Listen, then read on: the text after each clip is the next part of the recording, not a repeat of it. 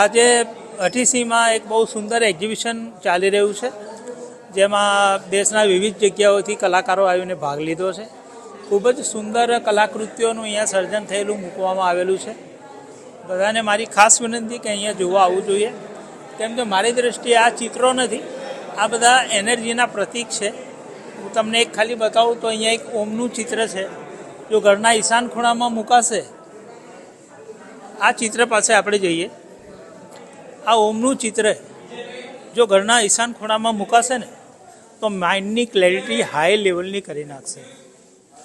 તો એક વાસ્તુ અને ચિત્રનું જે કોમ્બિનેશન છે આ છે. એક ચિત્રકાર એક સર્જન તો કરે છે, પણ એ સર્જન એની લાઈફમાં ક્યાં મૂકવાથી કઈ વસ્તુને મેનિફેસ્ટ કરશે એ વાસ્તુનો વિષય છે. તો હું ચિત્રકારને વાસ્તુશાસ્ત્રી તરીકે આને એક કમ્બાઇન ફોર્મમાં જોઉં છું કે આ એક એનર્જી ફિલ્ડ છે અને ત્યાં જઈને આ શું પ્રભાવ આપશે. Thank you.